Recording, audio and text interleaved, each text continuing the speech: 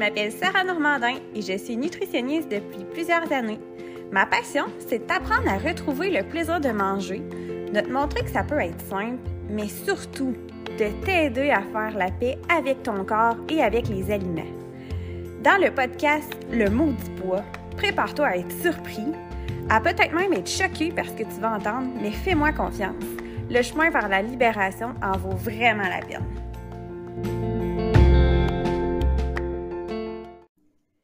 Salut tout le monde! Bienvenue au podcast Le Maudit Poids. Aujourd'hui, je reçois Marie-Pierre Derry, ma collègue et mon amie qui est nutritionniste. Salut Marie-Pierre! Allô! Ça va bien? Ça va très bien. Good! Marie-Pierre, aujourd'hui, c'est très spécial parce que je t'ai pas invitée pour rien. Oui, parce que tu vas être intéressante à écouter, mais aujourd'hui, je voulais vraiment qu'on aborde l'angle de l'alimentation des enfants. Oui, mon dada. Ton dada, exactement. Dans le fond, Marie-Pierre est nutritionniste, mais pourquoi j'ai décidé de l'inviter, c'est que moi, j'ai travaillé plus avec la clientèle adulte, un petit peu adolescente, mais la jeune enfance, puis même la jeune adolescence, j'ai pas beaucoup d'expérience dans ça, puis je trouvais ça super important d'en parler dans mon podcast Le Maudit Poids parce qu'on sait que l'image corporelle, la relation avec la nourriture, ça commence très tôt. En effet, ça commence très, très tôt. On a des données qui disent qu'il y a des tout petites de 4 ans qui sont insatisfaites de leur poids.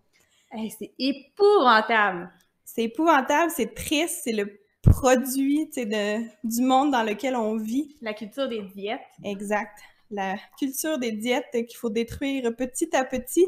Mais je pense justement que comme parents, on a un beau rôle à jouer de prévention avec nos tout-petits, faire en sorte qu'ils continuent d'avoir une saine relation avec leur corps et avec la nourriture, parce qu'on n'est pas avec des insatisfactions corporelles. Non, pas du tout. Puis je suis sûre qu'en recul, il y a plusieurs années, ça ne devait pas être aussi présent qu'aujourd'hui, à l'ère des réseaux sociaux, à l'ère de, oui, bon, la culture des diètes, mais l'information se partage tellement plus rapidement qu'avant aussi. Mais là, avant de rentrer dans le vif du sujet, Marie-Pierre, je sais qu'on est excités d'en parler. Juste pour que les gens te connaissent un petit peu plus, est-ce que tu peux m'expliquer un peu justement qu'est-ce que tu as comme expérience, toi, en nutrition? Oui, avec plaisir. Présentement, je travaille pour le réseau de la santé.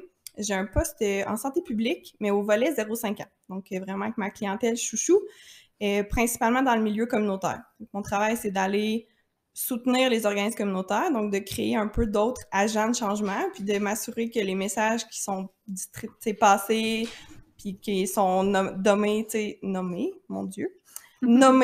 dans les organismes, dans leurs activités au quotidien, soient positifs, bienveillants.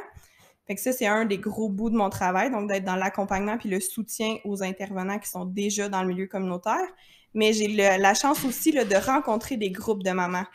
Donc, d'animer ou de co-animer sur différents sujets là, qui touchent à l'alimentation des tout-petits. Puis ce qui m'a mené vers ça, en fait, là, c'est un peu de devenir maman moi-même. Donc, j'ai 2 enfants qui ont 3 et 7 ans.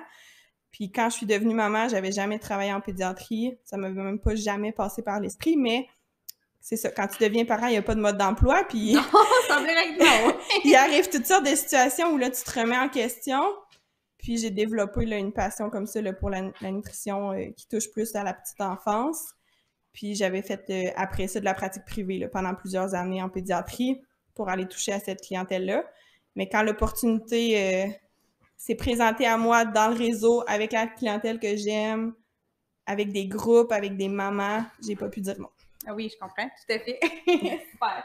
Fait que c'est pas pour rien que je t'ai choisi pour se parler de ce sujet-là. Moi, ce que je vois, c'est pas les enfants, c'est les mamans. Mm-hmm. Ce que je vois, c'est les mamans qui ont baigné pendant des années dans la culture des diètes puis qui essaient de s'en sortir, fait qu'avec lesquelles, justement, on aborde, si vous avez écouté mes autres épisodes de podcast, vous savez un peu dans quel sens on s'en va, un petit peu plus vers l'équilibre, le plaisir, l'alimentation davantage intuitive, d'apprécier, d'avoir une image corporelle qui soit neutre ou du moins positive pour avoir une bonne relation avec les aliments, avec son corps. Par contre, c'est des défis constants pour elle parce que c'est pas un changement qui se fait en claquant des doigts, parce que ça fait plusieurs années qu'on a été quasiment brainwashés, excusez l'anglicisme, dans la culture des diètes. Mais comment je vais gérer ça avec mes enfants? Puis ça, c'est là la question. c'est là que j'ai hâte de t'entendre. Qu'est-ce que moi, comme maman, je peux faire pour pas transmettre un peu ces insécurités-là, ces insatisfactions, ces messages-là de la culture des diètes dans laquelle j'ai baigné? Effectivement que c'est super important. Puis en même temps, c'est une belle motivation. Oui. T'sais, de dire, oui, je travaille sur moi pour moi, mais parce que aussi je veux mieux pour mes enfants, que c'est souvent une belle motivation pour les parents. Puis c'est une des choses que j'aborde souvent, en fait, avec les parents que je rencontre, le rôle de modèle. Ouais. Parce que les parents vont souvent nous poser des questions sur qu'est-ce que je dois servir à mon enfant, je veux que mon enfant grandisse bien, je veux que mon enfant mange varié. Puis c'est toutes des préoccupations qui ont lieu d'être, là, tu sais, c'est quand même le rôle du parent de déterminer l'offre alimentaire, mais la saine alimentation pour un enfant, ça va bien au-delà de ça. Fait que souvent, je vais insister sur le contexte autour des repas, comment est-ce qu'on parle des aliments, comment est-ce qu'on parle du corps, du nôtre, mais aussi de celui de nos enfants, comment est-ce qu'on peut développer une estime de soi, de nos enfants qui ne dépend pas de leur apparence. Donc, il y a beaucoup de choses en dehors du repas, en dehors de l'assiette, qui ont vraiment plus d'importance que le contenu de ce qu'on met dedans. Tellement d'accord, mais ça, quand tu es une maman qui n'a pas appris à le faire, puis qui est dans cette transition-là, comment tu fais? Puis là, je te pose la question, puis j'ai déjà des pistes de solutions, parce que moi, une des premières choses que je vais travailler, ça va être la relation plus positive avec les aliments, mais aussi la petite voix intérieure qui fait des commentaires négatifs, mais qui des fois s'extériorise en disant, exemple, ah, t'as-tu vu telle actrice à la télé, donc bien plus belle, elle a perdu du poids. Mais ça, je pense que c'est le genre de propos, justement, pour lesquels il faut faire attention, parce que ça, nos enfants, ils les entendent. Oui, effectivement. Nos enfants entendent tout ce qu'on dit. Même si on voudrait pas, des fois, ils entendent tout. Sauf quand on leur donne une consigne. Mais ça, c'est une autre histoire.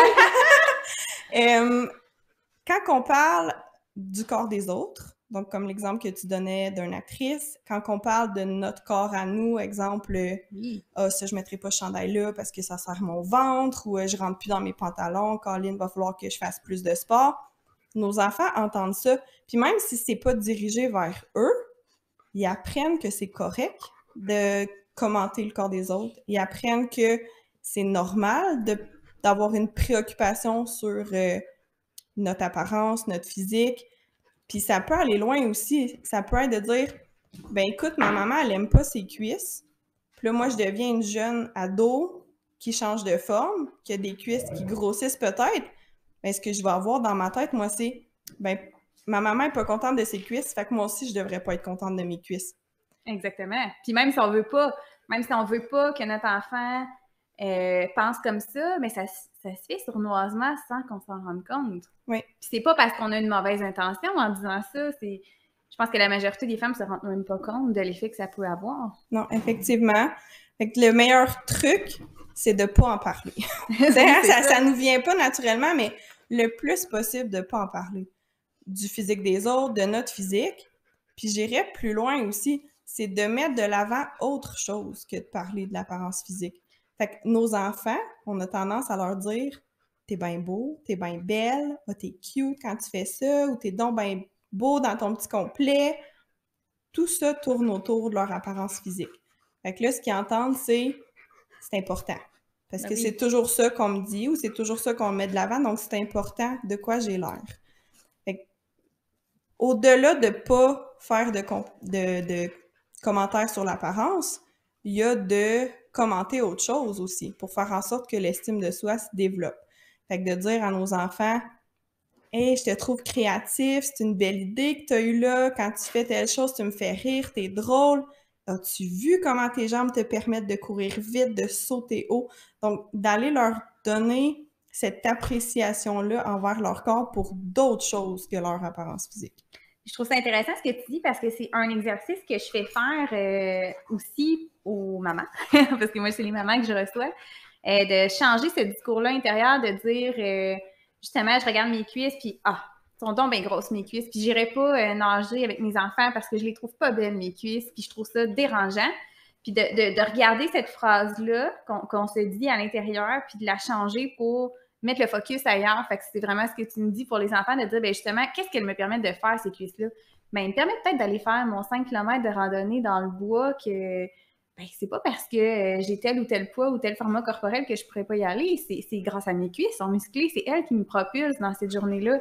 Fait que c'est de recadrer un petit peu. Fait que je trouve que ça fait un beau parallèle. Oui, c'est un peu la même chose, tu sais, de faire le travail sur soi, de recadrer ces pensées-là qu'on a, mais de déjà donner des outils puis d'autres phrases à nos enfants. Oui, pour c'est pas bon. qu'ils apprennent à avoir un discours qui est négatif, il faut leur montrer d'autres choses. Oui, puis c'est tellement un beau cadeau à donner à nos enfants parce que moi, je le vois, le travail qui doit être fait pour changer ce discours-là, puis c'est pas facile. Ça demande beaucoup d'efforts, ça demande beaucoup de... C'est un changement drastique de vision, de façon de penser. On a été éduqués dans la culture des diètes, puis là, de défaire tout ce qu'on pensait savoir pour le changer pour autre chose, c'est pas tout le monde qui est en mesure de le faire. Fait que si on peut déjà, oui, faire ce travail-là pour nous, mais en plus, dans l'optique de donner un bon départ à nos enfants, ça vaut la peine en tabarouette. Oui, vraiment. Puis c'est le fun parce que dans la nutrition pédiatrique, c'est quand même assez répandu, cette philosophie-là de dire faut maintenir une saine relation avec le corps, faut maintenir une saine relation avec les aliments, de pas catégoriser les aliments comme bons et mauvais, de pas avoir des portions prédéterminées, d'encourager les enfants à écouter leur corps. C'est des concepts clés qu'on entend un peu partout, tu sais, en nutrition pour les enfants. C'est ce que j'entends mes collègues dire, c'est ce que je lis aussi, c'est ce que je vois quand même dans les outils, tu sais, de santé publique. Fait que je pense qu'on est sur quand même une bonne base là, pour notre nouvelle génération. Ça, je suis vraiment contente d'entendre ça. C'est de la musique à mes oreilles. Moi, ce que j'aimerais faire, c'est extrapoler ça pour que les mamans puissent l'entendre, puis que ça puisse se poursuivre, puis qu'on essaye de changer le paradigme le plus possible un petit peu partout, parce que malheureusement, j'en vois aussi qui restreignent leurs adolescents, leurs adolescentes au niveau de la quantité de pain, au niveau des glucides. J'en vois qui font la diète cétogène, mais qui l'appliquent à leurs enfants dans la croissance. J'en vois qui commentent le poids de leur enfant. Et ça, ouf! Oui, c'est ça, ça nous brise le cœur, puis c'est nous, on a vu ce que ça fait plus tard. Exactement. On les a dans nos bureaux. On les a dans nos bureaux quand on travaille avec la clientèle adulte. Donc, d'essayer de préserver nos tout-petits puis nos ados de ça, je pense que c'est un travail qui est super important. Puis un enfant ne devrait jamais être à la diète. Jamais, jamais, jamais. Tu me dis, il y a des parents qui vont restreindre. Ça part d'une belle intention souvent. Oui, mais oui, définitivement. Personne je m'inquiète parce que mon enfant, parce que je veux pas qu'il se fasse écœurer, je veux pas qu'il soit stigmatisé, je veux pas qu'il soit mis à l'écart, je veux pas qu'il ait des problèmes de santé. Puis, tu sais, à quelque part, ça vient d'une belle place. Oui. Mais c'est que dans ce temps-là, on pense pas, par exemple, aux conséquences négatives qui vont arriver si on restreint notre enfant. Fait que c'est ça qu'il faut éduquer les parents, je pense, de dire, ben si tout le monde à table mange du pain, sauf mon enfant qui a un poids plus élevé, quel message j'envoie, là? J'envoie qu'il faut le traiter différemment. Après ça, mon enfant qui a eu un aliment interdit, qu'est-ce qui va arriver? L'interdit, ça reste pas comme ça tout le temps, là. Ça amène l'inverse bien souvent. Ça va amener une compulsion. Fait que ça va amener un enfant qui souvent va manger en cachette, qui va manger des grandes quantités, puis qui va se sentir coupable après, qui va vivre des émotions négatives, qui va venir à redouter le moment des repas, qui va venir à associer des émotions négatives avec les aliments. Donc, toutes ces choses-là vont venir nuire à la relation de notre enfant avec son corps et avec la nourriture. Donc, il faut vraiment changer nos lunettes puis voir à plus long terme. Je pense que de restreindre un enfant a plus de conséquences négatives que, dans le fond, de continuer à le traiter comme tous les autres membres de la famille. Ceci étant dit, ça veut pas dire que comme parent, on peut pas se regarder aller puis voir s'il y a pas des choses qu'on peut améliorer. Mais si on change des choses, on change pour tout le monde. Oui, puis ça, c'est vraiment important, là. On le retient, ça. Il n'y a pas... Parce que de mettre cet enfant-là à part, ça fait juste renforcer le message qu'il ne fit pas dans la norme, que la société fait bien de le rejeter, entre guillemets, parce qu'il ne fit pas dans le moule. Puis là, nous, à la maison, j'imagine qu'on va juste peser sur ce clou-là encore plus. Cet enfant-là, il souffre. Le parent essaie de faire pour le mieux, mais on va juste nuire plus à long terme, finalement, parce que tu l'as sûrement déjà entendu dans tes années en pratique individuelle aussi, mais j'en ai beaucoup, des femmes dans la cinquantaine, la soixantaine, qui vont me dire, mais moi, ça remonte à l'adolescence. C'est comme ça que ça a commencé. Ma mère voulait bien faire. Elle me fait un commentaire sur mon poids ou sur tel choix d'aliments que je devrais faire attention ou telle chose que je devrais couper. Puis ça m'est resté. Puis depuis ce temps-là, je suis dans la culture des diètes. Puis j'ai un poids bien plus élevé que ce que j'avais au départ. Oui, parce que souvent, ces gens-là qui commencent tôt à être préoccupés par ce qu'ils mangent ou par leur apparence, ils vont essayer toutes sortes de choses différentes pour venir contrôler le poids. Puis ça, je pense en a déjà parlé, mais le poids, c'est pas quelque chose qu'on contrôle de toute façon. On répète ça, s'il vous plaît! Donc, tu sais, ça fait longtemps qu'ils ont fait des choses pour contrôler leur poids, puis souvent, c'est comme juste de pire en pire parce que là, il y a du poids qui va être repris, on va avoir des pensées de plus en plus négatives. Donc, c'est une roue qui tourne sans fin, tu sais. Fait que l'idée, puis c'est pas facile à faire, mais c'est que comme parents, brisons ce cycle dès le début, tu sais. Ouais. Faisons en sorte que dès le début, notre enfant garde cette relation-là qui est pure, qui est neutre, qui est positive là, envers les aliments puis envers son corps. Puis là, je te pose la question parce que, primeur, je vais recevoir mon amie qui est pédiatre, finalement, sur le podcast éventuellement. Puis on veut, elle veut aborder un petit peu plus, justement, les complications liées à l'obésité, ce qu'elle voit dans son bureau. Puis j'ai envie de te poser la question, toi, Marie-Pierre, si jamais on reçoit une consultation dans notre bureau nutritionniste pour un enfant qui est obèse, qui a des problèmes, des complications, qui peut avoir de la pression, qui peut avoir la stéatose hépatique, là, le fameux foie gras qu'on voit de plus en plus arriver chez les adolescents. Qu'est-ce qu'on fait avec ça? Qu'est-ce qu'on fait? Grande question. Premièrement, moi, je rencontrais jamais les enfants ou les ados. La majorité du temps, du moins la première intervention, c'était toujours avec le parent pour justement prendre le temps d'aborder toute cette question-là de l'importance des mots, puis l'important de ne pas restreindre, puis la relation avec les aliments. Donc, pour que le parent parte avec déjà ces idées-là, puis cette attitude positive-là, pour pas nuire encore plus à son enfant.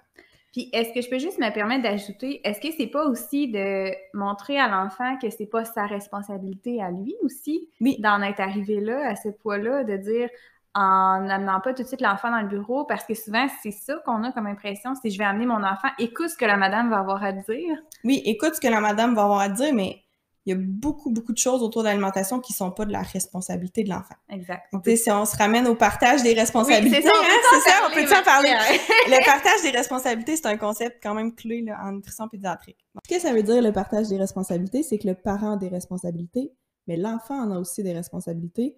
Puis l'idée, c'est que chacun s'occupe de certaines choses, puis ça garde l'harmonie autour de la table, ça fait en sorte que les repas sont plaisants. Des repas plaisants, ça fait des enfants qui ont plus d'ouverture à goûter, qui vont développer une plus grande variété dans leur alimentation, mais aussi qui vont garder une saine relation avec leur corps et avec les aliments. Donc, ça met vraiment des bons points de départ, en fait. Donc, le parent est responsable du quoi, c'est-à-dire le menu. Fait que c'est le parent qui décide qu'est-ce qu'il achète à l'épicerie, ce qu'il met dans l'assiette, puis ça répond à beaucoup plus que les besoins nutritionnels. T'sais, on va choisir des menus qui plaisent à tout le monde, qui vont respecter notre culture, nos coutumes, nos envies. Donc, il faut quand même prendre ça dans son sens large, là, d'être responsable du menu. Après ça, le fait que le parent est responsable du menu, ça se peut qu'il y ait des choses quand même à revoir, au niveau de l'équilibre, au niveau de la qualité, au niveau de la variété. Tout à fait. Mais ça lui appartient. Ouais. Ça sert à rien de nommer ça à l'enfant, parce que de toute façon, c'est pas lui qui va magasiner puis qui va faire l'épicerie. Non, puis s'il entend ça, l'enfant, je me dis, il risque aussi de comprendre qu'il y a des bons ou des mauvais aliments, alors que c'est pas du tout ça qu'on veut inculquer. Puis c'est de toute façon, comme tu dis, c'est pas à l'enfant de se sentir responsable de ses choix. C'est pas l'enfant doit manger la même chose que le reste de la famille, en fait, là. Exact. Puis comme tu dis, de pas classer les aliments comme bons et mauvais, c'est aussi super important. Quand on crée une hiérarchie comme ça entre les aliments, ben premièrement, ceux qui sont interdits ou moins bons ou qui arrivent moins souvent dans le menu, ben en fait, on crée l'envie, on crée l'intérêt, fait en sorte que les enfants en veulent encore plus souvent. Ça fait en sorte aussi que quand ils ont l'occasion d'en manger, ben ils savent pas trop comment se comporter autour de cet aliment-là non plus. Donc, c'est possible qu'ils en mangent au-delà de leur faim, qu'ils se sentent pas bien. Puis même si on va plus loin encore dans notre réflexion, les aliments qui seraient catégorisés comme mauvais ou moins bons, ça envoie le message aussi que si j'en mange, je suis moins bon ou je suis mauvais. C'est comme si le fait d'accorder une valeur morale à l'aliment va influencer la perception de la valeur morale de la personne, alors que ça n'a aucun lien. Puis ça crée déjà cette espèce de relation automatique-là de dire je mange tel aliment, donc je prends du poids parce que j'ai mangé un mauvais aliment, alors qu'on sait que c'est tellement pas comme ça que ça fonctionne. Mais déjà dans le jeune âge, on inculque ça à l'enfant. Puis ça, c'est difficile à défaire après. C'est très difficile de défaire des croyances qui sont entrées comme ça depuis longtemps. Donc, le meilleur truc, c'est de nommer les aliments par leur nom. Point. Pas mange tes légumes, c'est bon pour la santé. Non. Un légume, c'est un légume. On mange une chip, c'est une chip. C'est pas une gâterie, c'est pas une cochonnerie. C'est pas une récompense un spécial ou une surprise. C'est une chip. Donc, on enlève cette classification-là entre les aliments. Donc, ça, c'est super important aussi dans le choix des mots. Donc, le parent décide du menu, mais il décide aussi de comment il le présente. Dans le fond, le parent a pas mal plus de responsabilités. Là, on commence, mais il y en a d'autres. Il y en a d'autres. Donc, le parent est responsable aussi du camp, c'est-à-dire de l'horaire autour des repas, de l'horaire des collations. C'est important beaucoup là, dans la petite enfance. Donc, tu sais, nos enfants, ils ont des petits besoins, mais des grands besoins. Donc, c'est important de leur offrir à manger souvent pour soutenir la croissance. Mais au-delà de ça, tu sais, dans la relation avec la nourriture, un enfant qui a un horaire, c'est rassurant. Donc, il sait qu'il va avoir l'occasion de remanger par la suite. Donc, il est capable à ce moment-là de s'écouter, de dire, ben pour l'instant, j'ai plus faim, mais je vais avoir l'occasion de remanger plus tard. Cet aliment-là, je l'aime pas, donc je vais le laisser de côté pour l'instant, mais je sais que tantôt, avant le dodo, je vais avoir la collation puis que je vais pouvoir manger. Donc, ça lui laisse cette liberté-là d'écouter vraiment les messages que son corps lui envoie. Donc, cet horaire-là, elle a sa place. Après ça, le parent est responsable du où, donc de l'endroit où est-ce qu'on va manger. Idéalement, ce qu'on suggère, c'est de manger à la table, tout le monde ensemble, parce que, entre autres, ça permet à l'enfant d'être plus curieux, de manger dans le plaisir, de nous imiter, puis de nous voir manger des aliments dans le plaisir. Mais ça apprend plein d'autres choses aussi. C'est souvent ces moments-là où on va discuter ensemble en famille, donc l'enfant apprend comment est-ce qu'on parle ensemble, les règles de politesse, que s'il y a un plat qui est pour tout le monde, ben il est pour tout le monde, fait qu'il faut que je me serve une portion qui fait du sens puis je vide pas le plat, tu sais. Il y a plein de choses comme ça que l'enfant va apprendre autour de la table. Donc, si on mange chacun à des moments différents ou dans nos chambres, ben on perd tout ce côté-là social aussi, là, qui existe autour des repas. Donc, on a parlé du quoi, du quand, du où. Il nous reste le comment ou l'ambiance, en fait, autour des repas. Donc, on en a abordé un petit peu tantôt là, en parlant du choix des mots, mais l'ambiance autour de la table, elle devrait être plaisante. Si je veux que mon enfant aime manger, si je veux que mon enfant ait le goût de venir s'asseoir avec moi à la table, ben il faut que ça soit le fun. Faut pas qu'il se sente obligé là, de manger ses légumes ou de finir son assiette s'il veut son dessert. Là. Non, pas du tout, parce que la pression, même si souvent part d'une bonne intention, toujours. La pression amène l'inverse de ce qu'on se veut habituellement. Donc, si, exemple, la règle, c'est que tu dois finir ton assiette pour avoir le dessert, ben de un, ça envoie le message que faut que tu manges même si tu n'as plus faim. Que tu sois pas à l'écoute de tes signaux. Que tu sois pas à l'écoute de tes signaux. Ce qui risque d'arriver, c'est que le dessert, il va être mangé sur un estomac plein. Donc là, l'enfant apprend que c'est correct de se sentir comme ça, puis de dépasser sa satiété. Il perd la confiance en son corps, il perd l'écoute. Donc, c'est pas sain à long terme. Puis aussi, le fait de créer de la pression, mais ça fait en sorte que l'enfant, il vit des émotions négatives aussi à la table. Donc, si j'associe que la nourriture, c'est pas le fun, je me sens coupable, je me sens pris, je me sens coincée, mais j'aurai pas le goût de venir manger non plus. Puis j'aurai pas le goût d'essayer une variété de choses, puis j'aurai pas le goût de goûter. Fait que c'est important de garder ça le plus plaisant possible. Ça veut pas dire qu'on peut rien faire ou rien dire non plus, tu sais. Souvent, j'entends les parents, mais là, si je peux plus manger, si je peux plus demander tant de bouchées ou si je peux plus demander de manger le dessert, le repas pour avoir le dessert, qu'est-ce que je vais bien faire? Oui, c'est ça. Qu'est-ce que je vais bien faire pour encourager mon enfant à goûter? Bien, il y a plein de choses qu'on peut faire. T'sais, on peut être tout simplement un modèle.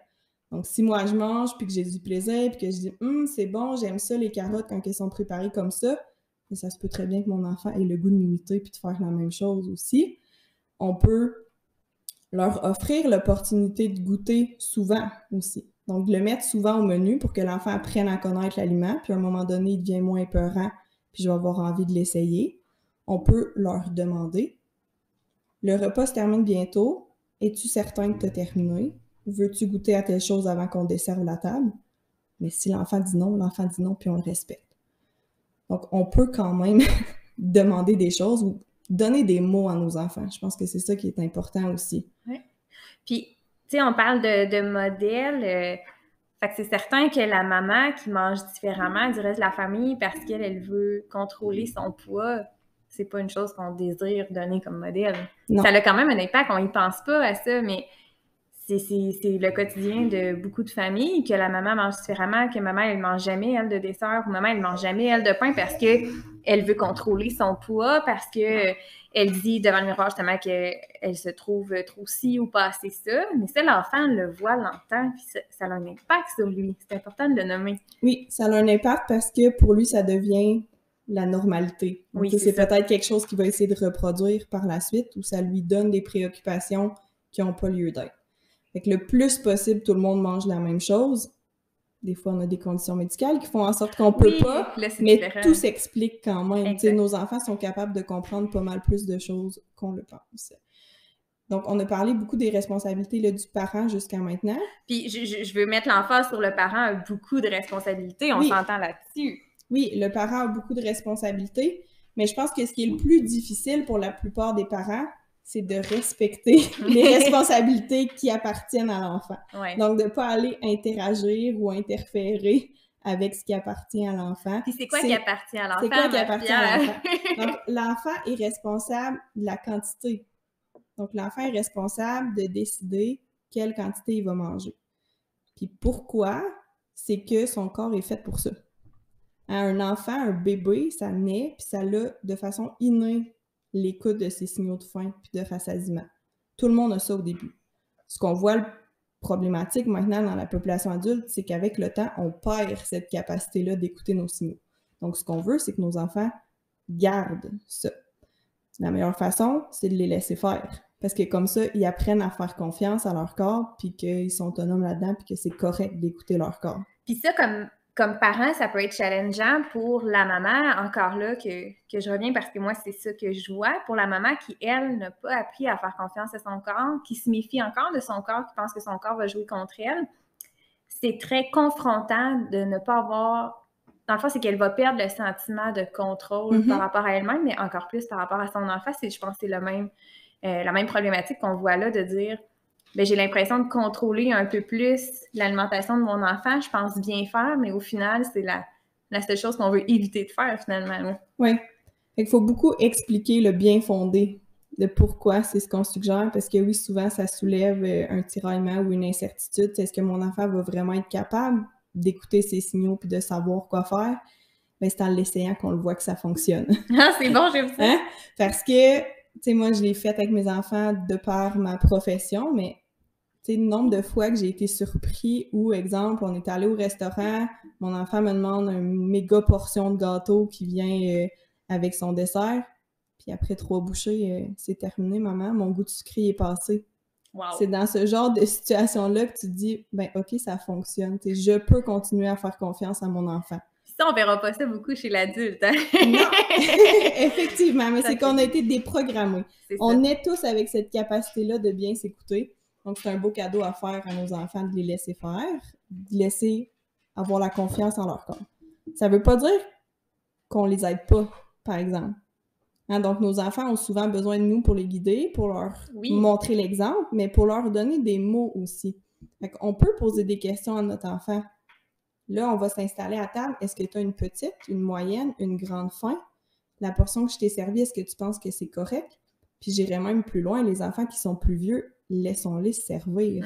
Intéressant. Hein, donc, le concept là, du repas au centre de la table, qu'on entend beaucoup parler, là, entre autres par Sandra Griffin, qui est nutritionniste. Maman mange bien. Maman mange bien sur les réseaux sociaux. Elle nous présente souvent là, ses repas familiaux. Donc, maman mange bien que 4 enfants. Que 4 enfants, effectivement. Donc, de mettre tout le repas sur la table, ça permet à l'enfant, justement, d'assumer son rôle, de se servir et de respecter son corps et ses portions. Mais c'est pas mal le fun aussi pour les parents. Parce que tout est là. J'ai pas besoin de me relever 12 fois pour aller servir ou chercher quelque chose ou aller vider l'assiette de mon enfant qui veut plus voir ça devant lui. Tu sais, tout est déjà installé. Je profite du moment après ça là, en famille. Fait que ça, c'est une belle stratégie là, aussi. Après ça, ben, au courant du repas, on peut leur demander « Ah, présentement, comment tu te sens? Est-ce que ton ventre il est plein? Est-ce que tu es bien? » Donc, on peut questionner notre enfant puis lui donner des mots et faire des retours aussi. Tu sais, si je me rends compte que 30 minutes après le repas, mon enfant vient me demander une collation, ben pourquoi tu penses que tu as faim tout de suite? Ah, c'est bon! Est-ce que ça se peut qu'au repas avant, t'aies pas rempli tout ton bedon? Tu sais? Donc, de les faire réfléchir aussi puis apprendre de ces petites erreurs-là de parcours qui arrivent de toute façon, mais qui servent à quelque chose. Ou à l'inverse, on a eu une fête, mon enfant a mangé ben des chips, ben des bonbons, puis il était énervé, fait qu'il n'a pas trop été à l'écoute de ses signaux parce qu'il était distrait, puis que là, il file pas bien. Ben, tu sais, comment tu te sens? Est-ce que tu es bien quand ça arrive? Pourquoi est-ce que tu penses que tu as mal au ventre? OK, est-ce que la prochaine fois, on peut essayer de faire différemment? Donc, on va pas culpabiliser notre enfant d'avoir dépassé sa faim, mais on peut quand même lui nommer, puis essayer de voir avec lui comment faire autrement. Donc, il y a un accompagnement du parent qui est présent quand même. C'est pas juste un lâcher-prise. Puis, non, puis un bel outil aussi là, que j'utilise souvent, ça s'appelle Détective Gargouillis. Oui, c'est du groupe Équilibre. Du groupe Équilibre. Donc, ça l'aide le parent à poser ce genre de questions-là aussi. Oui, parce que en tant que parent qui, j'ai juste le mot anglais, mais qui struggle un peu avec ça, qui a de la difficulté lui-même à reconnaître ses propres signaux de faim, de rassasiement, qui lui-même, fin du repas veut dire que j'ai terminé mon assiette. J'imagine que ça doit être difficile d'être un modèle que même le parent ne l'a pas appris. Donc, des outils comme ça, c'est la bienvenue. Là. Oui, exact, parce que ça peut leur permettre de faire eux-mêmes la réflexion pour eux, mais aussi d'avoir des mots pour accompagner leur enfant, puis un peu plus un pas à pas de comment faire cette écoute-là des signaux. Puis on a parlé beaucoup du modèle, mais c'est correct justement que nos enfants nous voient ne pas finir notre assiette. Oui, mon Dieu, c'est tellement important. Donc, c'est important de nous-mêmes respecter le plus possible nos signaux de faim et de rassasiement. Si rendu aux 3/4 de l'assiette, ben j'ai terminé, je le laisse là, puis c'est correct. Fait que ça montre l'exemple à mon enfant qui peut lui aussi en laisser dans son assiette pour écouter son corps. Plutôt que de lui demander de terminer l'assiette pour pouvoir avoir du dessert ou parce que les enfants ailleurs dans le monde, des fois, ne mangent pas. C'est le genre de phrase qu'on entendait dans notre génération. C'est le genre de phrase qu'on entend puis qui est une forme de pression aussi. Tout à fait. Parce que, on va se le dire, de toute façon, ce qui reste dans l'assiette ici ne servira pas à nourrir les communautés là-bas. Là. Donc, c'est pas ça qui règle le problème. Puis, ce genre de phrase-là, ça a un impact négatif quand même sur notre enfant. Donc, il faut faire attention. Puis, des fois, on entend d'autres type de phrases genre « mange tes carottes pour que tes yeux voient bien la nuit » ou « mange des épinards pour être fort comme papa ». Ben, un, c'est pas vrai. Puis deux, notre enfant n'a pas à intégrer des notions comme ça sur la qualité nutritionnelle des aliments. On en revient à c'est pas lui qui choisit le menu. Donc, c'est pas des informations qui lui servent non plus. Puis on veut pas classifier, comme on disait tout à l'heure. Oui, ça revient, je trouve, beaucoup à classifier aussi, là, définitivement. Puis j'aurais aimé ça revenir sur le quand, parce que moi, c'est une question que je me fais poser souvent sur « OK, moi-même, je réapprends à manger, que j'ai faim, à respecter ma faim, mais si mon enfant me demande à manger 3 fois entre le dîner et le souper, comment je gère ça? » On se questionne en premier. Tu sais, est-ce qu'il y a quelque chose dans ma structure ou dans mon horaire des repas, des collations qui pourraient être revus à long terme? On peut se demander aussi, est-ce que les repas que je sers sont équilibrés? Est-ce qu'ils sont suffisants pour répondre aux besoins de notre enfant? Donc, tu sais, d'essayer de voir pourquoi. Des fois, ça n'a même pas rapport avec la faim, là. Des fois, mon enfant s'ennuie. Des fois, mon enfant s'ennuie, puis c'est ça la façon qu'il a trouvé pour aller attirer de l'attention ou faire quelque chose. Donc, d'essayer de pousser un petit peu plus loin puis d'essayer de voir pourquoi ça arrive. Ceci étant dit, un enfant qui a faim, on le laisse pas comme ça. Non, c'est ça! Donc, on répond aux besoins sur le coup, mais c'est peut-être après ça juste de réfléchir à, tu sais, comment est-ce que je peux faire en sorte que ça réarrive pas des situations comme ça. Puis j'irais plus loin en disant c'est la même chose qu'on fait avec l'adulte aussi. Tu sais, moi, si la personne me dit j'ai toujours faim pour manger 3 coques de collation entre mes repas, ben c'est exactement, effectivement, la même chose, même réflexion qu'on va faire, d'aller voir est-ce que mon repas était complet, est-ce que j'avais tous les groupes que j'avais besoin, est-ce que j'avais les fameux féculents qui donnent des fameux glucides dans mon assiette qu'on a tendance à couper. Important. Tellement. Fait que ça aussi, là, c'est quoi qui revient tellement souvent. Donc oui, super intéressant. Parce qu'on a parlé du quoi tantôt, donc du menu. Ouais. Mais on a survolé rapidement, tu sais, qu'est-ce qu'il faut mettre dans une assiette. Dans l'assiette, oui. Qu'est-ce qu'on met dans l'assiette de l'enfant? Qu'est-ce qu'on met dans l'assiette de l'enfant? Mais ça ressemble beaucoup à ce qu'on met dans l'assiette de l'adulte. Donc, tu sais, le nouveau guide alimentaire canadien, un beau travail qui a été fait quand même, là, versus qu'est-ce qu'on avait avant, on va se le dire. Donc, maintenant, c'est une assiette qui est séparée en 3 parties. La moitié fruits et légumes, un quart pour les produits céréaliers, un quart pour les aliments protéinés, et il n'a pas de portion. Ce qui est super important, hein? Chaque personne détermine les portions selon sa faim. Ouais.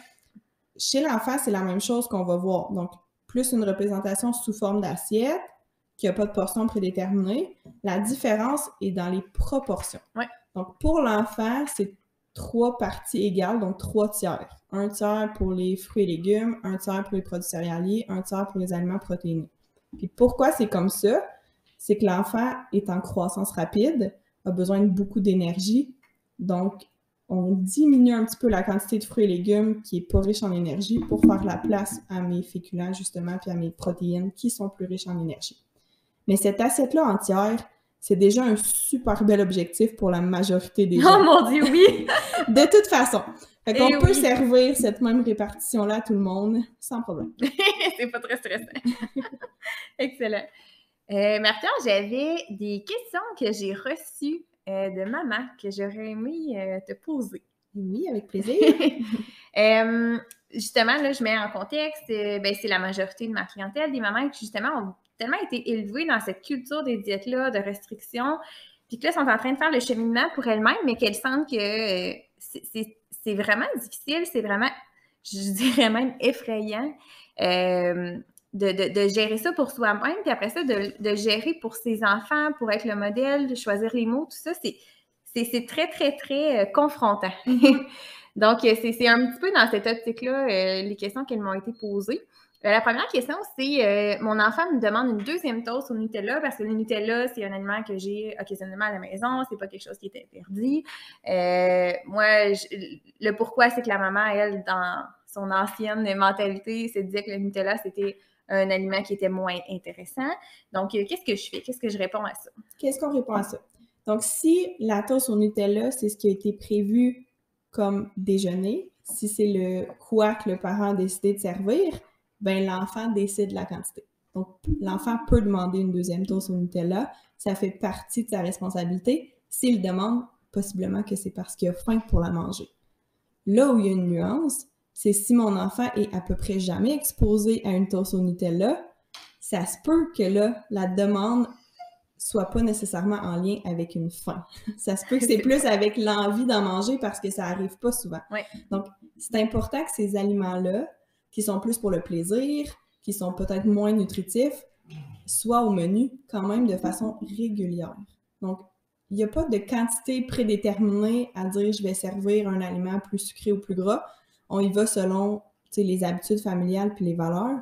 L'important, c'est qu'il faut que ça soit là une fois de temps en temps, puis pas juste réservé à des occasions spéciales. Oui, ça c'est important aussi parce qu'on a tendance à faire ça. On va récompenser petit pour la partie soccer qu'ils ont remporté. Il y a eu une bonne note, on va aller donner de la crème glacée ou des bonbons. C'est souvent les aliments qu'on juge plus à faible valeur nutritive, finalement, qu'on va juger dans notre tête d'adulte comme étant plus mauvais pour la santé, ce qui est pas le cas en soi, là. Mais c'est souvent ces aliments-là qu'on va les récompenser, jumeler une émotion qui est plus positive, vraiment toujours en lien un petit peu avec la récompense, le réconfort, tout ça. Ça, on s'en rend pas compte, puis encore là, c'est tellement fait d'une bonne intention parce qu'on a été éduqués de cette façon-là aussi, mais ça cause des problèmes plus tard. Oui, parce que là, l'enfant associe une émotion avec un aliment, ce qui vient brouiller l'écoute de son signal de faim ou de rassasiement. Mais aussi, si je réserve quelque chose pour une activité spéciale, j'augmente l'intérêt aussi, j'augmente l'attrait pour cet aliment-là parce que là, c'est associé avec quelque chose de spécial, quelque chose qui ne revient pas souvent. Donc, la crème glacée, les chips, les bonbons, on sert ça un mercredi soir bien normal après le souper. Ouais. Puis c'est correct. Parce que comme ça, on vient de diminuer l'attrait ou l'intérêt, on vient de remettre cet aliment-là au même niveau que tout le reste. Donc là, mon enfant va être plus en même d'écouter les vraies sensations de son corps. Donc c'est important là, de ne pas réserver ça juste pour du spécial. Puis j'irais même plus loin, utilisons pas les aliments comme récompense. Oui, oui, mais ça, c'est tellement vrai. Puis ça, encore une fois, je reviens à l'âge adulte, c'est tellement difficile à défaire quand c'est ancré parce que parfois, on sait même plus que c'est une émotion qui est cachée derrière l'envie de manger. On fait juste manger pour camoufler l'émotion, mais ça passe même plus dans le conscient que c'est pour camoufler cette émotion-là. Je ressens un minimum cette émotion-là, inconsciemment, pouf, le chemin part, puis on dit, on va manger tel aliment, point. On ne sait pas qu'est-ce qui s'est passé, on ne sait pas pourquoi on l'a fait, on sait juste qu'on a mangé et qu'on n'avait pas faim. C'est ça. C'est une association qui a tellement été faite souvent qu'après ça, on s'en rend même plus compte. Donc, pour les récompenses, utilisons autre chose.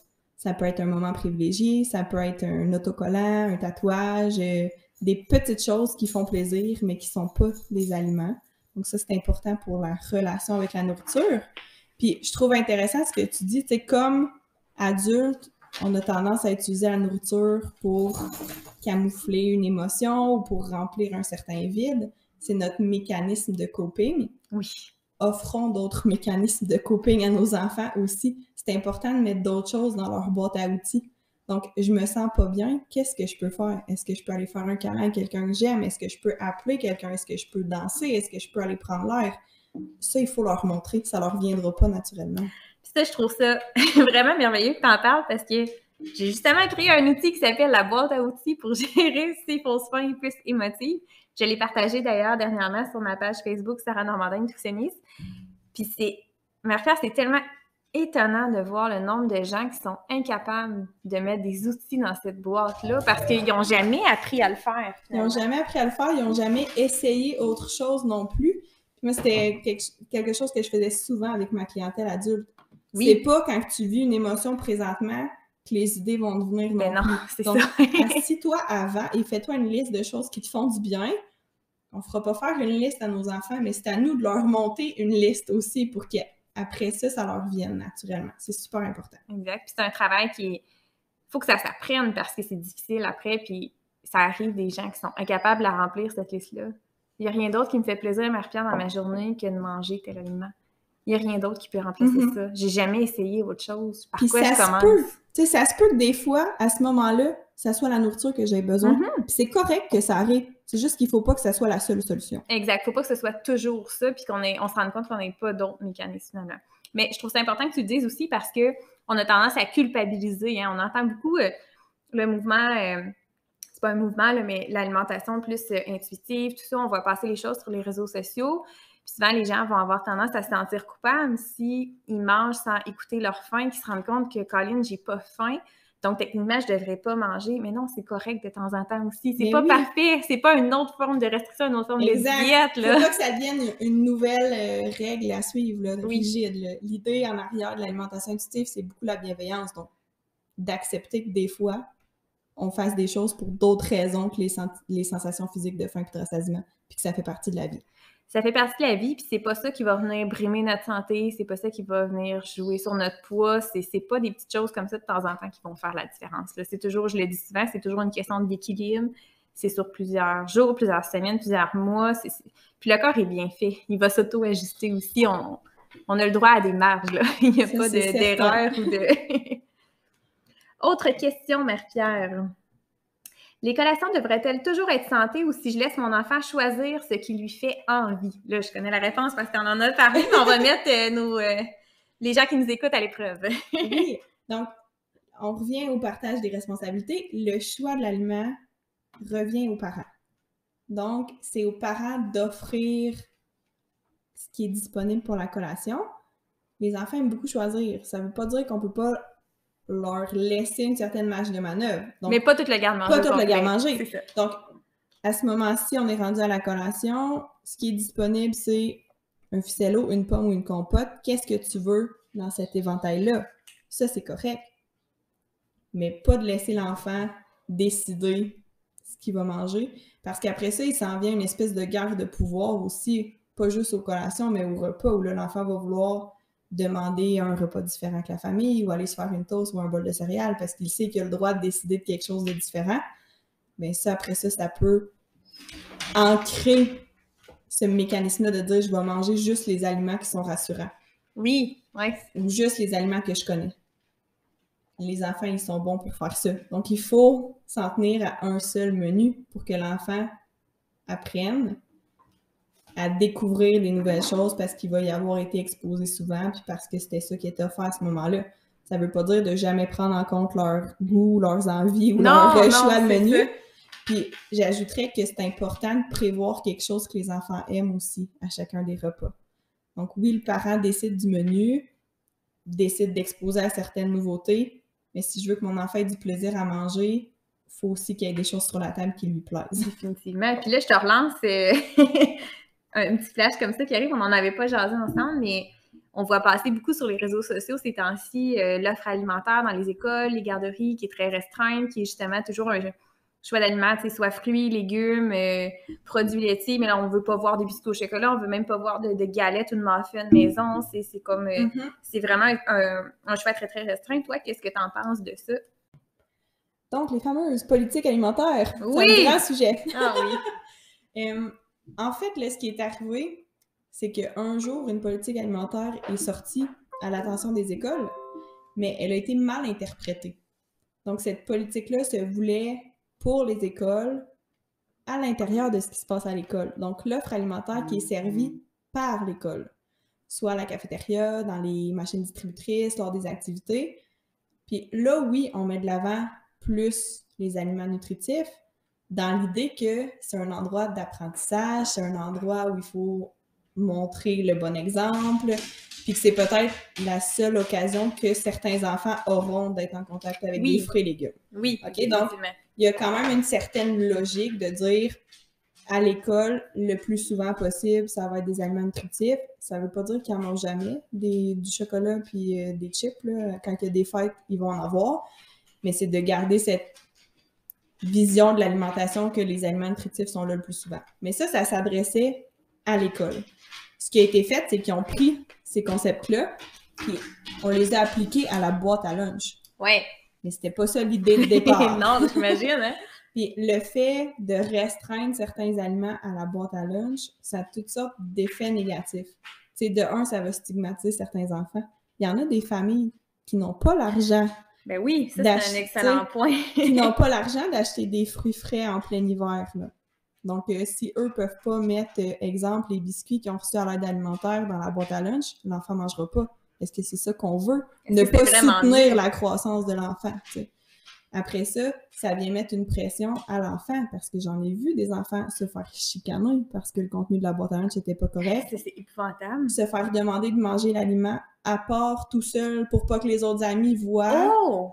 Donc là, on vient créer là, des problématiques au niveau émotionnel pour nos enfants, venir nuire à la relation avec les aliments. Donc, l'idée, c'était vraiment pas ça à la base. Mais non, j'imagine. Là, on isole en plus l'enfant, on le met... c'est tellement culpabilisant. C'est tellement culpabilisant. C'est humiliant, même à cet âge-là. Oui, puis, tu sais, l'enfant, si on se ramène à notre partage des responsabilités... C'est pas sa responsabilité. C'est pas sa responsabilité, quoi, là. ce qu'il y a dans sa boîte à lunch. Donc, ça sert à rien de faire ça. Ouais. Donc, ce qu'on tend à voir, par contre, c'est un changement. Donc, il y a des nutritionnistes en santé publique comme moi, mais qui travaillent au scolaire, puis leur travail, c'est beaucoup ça, d'aller défaire cette mentalité-là. Et ils ont même une formation qui est sur le contexte des repas à l'école. Parce que ces madames-là qui surveillent le dîner, souvent ont elles-mêmes beaucoup baigné dans la culture des diètes. Tout à fait. Donc, ils ont certains commentaires qui sont pas appropriés, ou ils vont demander aux enfants de terminer leur assiette, puis jamais ils vont faire ça pour mal faire, non, mais ils ont besoin d'apprendre puis d'être éduqués, puis je trouve ça super intéressant que ce service-là soit offert dans les écoles. Effectivement, c'est le fun de le savoir parce que c'est pas quelque chose qu'on entend. Non. C'est bien. Puis, comme parent, il y a des choses qu'on peut faire aussi. Tu sais, si moi, ça m'inquiète qu'il y ait un choix restreint dans la boîte à lunch, je peux en parler à la direction, je peux en parler au conseil d'établissement. Et puis, on a la Coalition Poids récemment qui a sorti un outil pour les parents à l'attention des conseils d'établissement. Donc, j'ai déjà un document monté qui explique pourquoi c'est pas une pratique appropriée. Donc, ça peut nous aider là, à faire bouger les choses aussi un petit peu là, de notre côté. Ça, c'est bien. C'est un super outil qu'on pourra partager d'ailleurs. Je prends en note. Excellent. Je poursuis avec mes questions, Marie-Pierre. C'est bon. Est-ce que c'est correct de mettre des champignons ou tout autre légume que mon enfant n'aime pas pour me rassurer, dans exemple des boulettes ou une sauce à spaghetti, pour me rassurer de lui faire manger des légumes parce que c'est difficile avec mon enfant de manger des légumes? Donc, le fameux camouflage, est-ce que c'est correct de camoufler? Oui et non, OK? Ça dépend de l'intention. Dans le sens que c'est correct de vouloir bonifier la valeur nutritive de certaines choses, mettre des champignons dans la sauce à spaghetti en petits morceaux parce que nous, on aime ça comme ça, ou mettre des épinards dans le smoothie parce que ça fait du vert puis qu'en même temps, ça permet de manger plus de légumes. Toutefois, faut pas faire de cachotterie. Donc, si je mets un aliment coupé petit ou mélangé en purée, mon enfant doit savoir ce qu'il est en train de manger. Donc, c'est important de dire à nos enfants ce qu'ils ont dans leurs assiettes pour une multitude de raisons. Donc, si l'idée de base, c'est parce que mon enfant mange pas suffisamment de légumes puis je veux qu'il apprenne à manger des légumes, bien là, en faisant ça comme ça, il apprend pas qu'il en mange. Parce qu'il le fait à son insu. Oui, donc, il apprend pas à découvrir une variété puis à apprécier une variété de choses s'il n'est même pas au courant de ce qu'il est en train de faire. Donc, c'est important de lui dire ce qu'il est en train de manger. Mais ça peut beaucoup nuire à la confiance que nos enfants ont envers nous aussi. J'imagine! Parce que les enfants, ils sont pas niaiseux. Hein? Ben Souvent, ils s'en rendent compte de ces affaires-là. Donc, mon enfant qui, dans sa boulette, tombe sur un petit bout de champignon, ça se peut qu'après ça, il ne veut plus rien goûter pendant un temps puis qu'il me fait plus confiance de ce que je lui sers. Parce que là, j'ai essayé d'y en passer une petite vite. Oui. Donc, est-ce que j'ai atteint l'objectif du départ? Pas du tout. Puis souvent, c'est pire, en fait, après. Donc, c'est correct d'un certain sens de vouloir bonifier ou d'introduire des aliments dans d'autres recettes. Exemple, des haricots noirs dans un brownies. Des choses comme ça qu'on voit. Puis ça peut se faire, c'est juste qu'il faut que ce soit fait en toute transparence puis en le disant à nos enfants. Puis j'irais même plus loin. Invitez vos enfants dans la cuisine à les faire avec vous, ces choses-là. Donc, on n'a pas parlé encore jusqu'à maintenant, mais cuisiner avec les enfants, c'est super important, puis c'est vraiment un bel apprentissage. Parce que là, l'enfant manipule des aliments, donc il les touche, il les voit, il les sent. Les enfants, ils apprennent beaucoup avec leurs 5 sens au complet. Tu sais, manger, ça se passe pas juste dans la bouche. Donc, quand que je touche, je manipule, ben j'apprends, je prends en note dans ma tête des informations sur l'aliment, il me fait moins peur tranquillement, je le connais plus, et éventuellement, je vais avoir envie de le goûter. C'est un processus. Donc, toutes ces expositions-là aux aliments sont super importantes. Puis la cuisine, souvent, c'est plaisant. Fait que là, mon enfant va associer des émotions positives avec ces aliments-là, avec le fait de manger, avec le fait de cuisiner. Donc, ça permet une plus belle ouverture après aussi. Puis j'irais plus loin même, c'est tout qu'un beau cadeau à donner à son enfant parce que combien qu'on en voit dans notre bureau aussi qui n'ont jamais appris à cuisiner, puis que là, ils ne trouvent pas de plaisir à le faire, ne trouvent pas le temps de le faire pour multiples raisons, mais je reviens à n'ont pas appris à, puis ça, c'est central, là, c'est tellement important dans les habitudes de vie en général, c'est vraiment au cœur des interventions généralement. Oui, d'amener les gens à cuisiner, ça fait souvent partie des objectifs qu'on donne à nos adultes en consultation. Oui. Donc, s'ils apprennent à le faire plus tôt, tant mieux. Mais au-delà de la cuisine, de la relation avec les aliments, des habiletés culinaires, ça sert à d'autres choses, là. Mon enfant va lire la recette, va faire peut-être des mathématiques c'est bon, c'est vrai. En mesurant une demi-tasse. Donc, tu sais, ça peut permettre de faire toutes sortes d'autres apprentissages. Puis en dehors de la cuisine aussi, on dit explorer les aliments un peu de toute autre façon, OK? Parce que des fois, l'enfant, malgré nos bonnes intentions, ben il en est arrivé des situations où on a mis de la pression, où il y a eu des moments où il s'est pas senti bien à table. Puis ça se peut que pour lui, là, pour l'instant, c'est pas la meilleure place pour faire de l'exploration puis apprendre à aimer les aliments. Donc, est-ce que je peux faire ça ailleurs? Est-ce que je peux amener mon enfant à l'épicerie? Est-ce que je peux aller au marché avec lui? Est-ce que je peux jardiner? Et on peut aller lire des livres sur les aliments, on peut colorier des dessins de brocoli, on peut utiliser une patate pour faire de la peinture. C'est tout ce que vous faites qui met vos enfants en contact avec les aliments. Ça a une super belle plus-value. Ça leur permet des expériences positives avec les aliments. Très bon point. Excellent point. Moi, ça faisait le tour des questions que j'avais, Marie-Thérèse. Est-ce qu'il y en a d'autres qui viennent en tête que tu dis, ça, je l'entends souvent, c'est quelque chose qui serait important à sensibiliser les gens? Excellente question. Je te prends au dépourvu. Tu me prends au dépourvu. Je pense qu'on a abordé la majorité des questions qui reviennent souvent. Une chose qu'on n'a pas parlé, puis qui fait un lien peut-être avec ton podcast précédent. Oui. Donc, le mouvement. Oui, c'est sûr que c'est moins notre tale comme nutritionniste, mais au même titre qu'on veut que l'enfant développe une saine relation avec l'aliment, les aliments, puis avec son corps, on veut qu'il développe une saine relation avec le mouvement aussi. Donc, de bouger en famille pour les bonnes raisons. Oui, puis ça, encore là, c'est un challenge pour la majorité des gens parce que plusieurs personnes n'ont pas appris à bouger dans le plaisir. Donc, de bouger en famille dans le plaisir, c'est difficile de reproduire quelque chose qu'on n'a pas appris, finalement. Non, effectivement. Mais c'est un beau cadeau à faire à vos enfants. Puis, dans l'idée aussi de développer leur estime d'eux-mêmes, pour eux, de faire des apprentissages au travers le sport, de voir ce que leur corps est capable d'accomplir, bien, tout ça, là, ça permet de bâtir une image corporelle qui est plus positive. Puis j'ai vu sur le groupe Équilibre, justement, une super belle publication dans les derniers jours par rapport à ça, puis il disait d'enlever la notion de performance. Je crois aussi autour de ça, un peu dans la même optique de dire on associe alimentation parfaite, sport, performance à quelque chose de très positif dans notre société. Donc ça aussi, ça peut être un danger qui peut... je pense qu'il faut rester à l'affût de ça aussi, de commenter les performances de nos enfants, les culpabiliser s'ils n'ont pas scoré au hockey ou peu importe. Oui, la précision performance, devoir atteindre certains objectifs ou même récompenser avec la crème glacée ou pas récompenser quand on a perdu. Oui, donc c'est ça. Toutes ces composantes émotives-là, peut-être qu'on peut mettre autour là, du sport qui serait négative, oui, il faut faire attention, effectivement. Excellent. Donc, on retient que le parent a beaucoup plus de responsabilités que l'enfant, qu'il faut faire attention aux mots qu'on nomme devant nos enfants parce que comment on se parle, nous, c'est comment notre enfant va apprendre à se parler plus tard. Oui. Ça, je crois que c'est vraiment...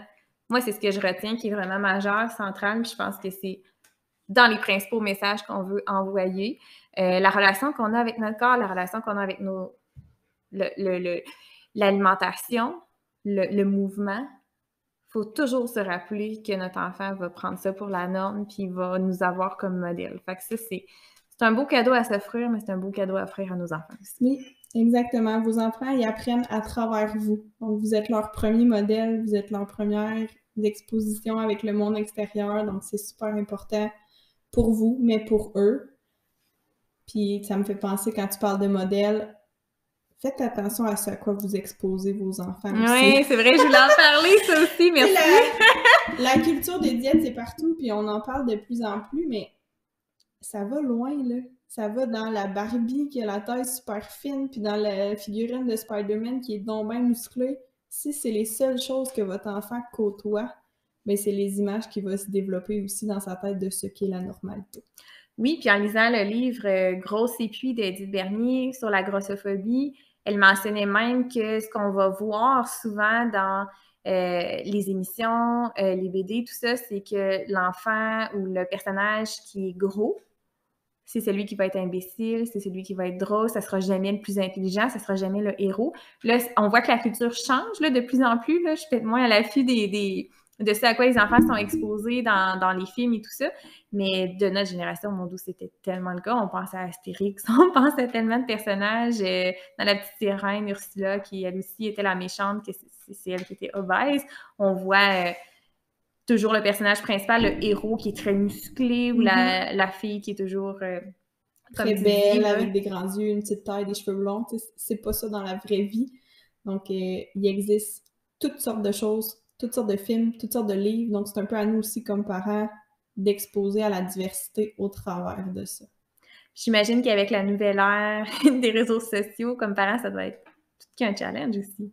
Oui, tout qu'un challenge parce que nos enfants, ils sont souvent indirectement exposés, mais parce que pour nous aussi, souvent, ça l'envoie une image erronée de ce qu'est la parentalité, de ce qu'est la vraie vie. Ça nous donne des attentes qui sont photoshopées, filtrées, pas ce qui se passe là, dans la réalité. Non, j'imagine. Donc, faut faire le ménage. Je pense que c'est souvent ça que je dis à mes parents, à mes familles, même aux femmes que je côtoyais dans mon bureau. Oui, c'est ça. Moi, je l'ai fait avec les femmes que je côtoie. C'est faire le ménage des réseaux sociaux, oui. faites le ménage, gardez les choses qui vous inspirent, pas les choses qui vous font sentir mal ou qui vous font vous comparer. Exactement. La comparaison, on a parlé beaucoup dans les derniers podcasts, mais effectivement, comparaison, culpabilité, c'est des émotions négatives qu'on ressent en voyant une publication Instagram ou Facebook, peu importe. C'est peut-être temps qu'on retire notre abonnement à cette page-là. Tout à fait. Marie-Pierre, merci. Ça m'a fait plaisir. C'était super plaisant. Merci de ton temps. Merci de partager ton expertise. Je crois que ça va servir à beaucoup, beaucoup de familles. Ça m'a fait plaisir, puis j'espère que vous allez retenir des messages, mais surtout être bienveillant avec vous si jamais il y a des choses que vous faites actuellement puis qui, sans le vouloir, étaient de la pression ou étaient peut-être négatifs. Vous faites de votre mieux, je le sais. C'est correct. On apprend tout le monde au fur et à mesure. Faut pas s'en vouloir. C'est un très bon point, effectivement. Puis c'est bien de le mentionner. Tu sais, le but, c'est vraiment pas de culpabiliser. Hein, on en parle beaucoup, mais c'est vraiment de sensibiliser. Oui, exactement. Prendre conscience, se regarder un petit peu plus à travers un œil différent. Mais comme tu dis, être bienveillant, puis laisser place à l'erreur. Tu sais, on a été baignés dans la culture des diètes, puis on s'en sort bien aujourd'hui. Là, je veux dire, c'est pas grave qu'il y ait des petites échappées de temps en temps. Je pense que l'important, c'est, puis je le dis souvent dans le podcast, puis c'est le but du podcast aussi, c'est prendre conscience. Exact. C'est le premier pas. Prendre conscience. Après ça, on pourra s'améliorer pas à pas, petit à petit. Exactement. On veut pas être parfait, c'est pas ça qu'on vise, pas dans l'alimentation, pas dans le sport, pas dans rien. Ni dans la parentalité. J'imagine. Là, je peux pas parler à travers mon chapeau, mais effectivement, j'imagine. On veut l'équilibre, on veut le bien-être, on veut le plaisir. Fait que laissons-nous là-dessus, le plaisir et la bienveillance. Ah, j'adore. Merci tout le monde, à bientôt. Merci de ton écoute. Je t'invite à rester à l'affût pour des prochains épisodes du podcast Le Maudit Poids. Si jamais tu veux aller plus loin, je te propose de surveiller ma page Facebook Sarah Normandin Nutritionniste, sur laquelle je partage mensuellement les articles que j'écris pour le blog Néophyte. Merci et à bientôt!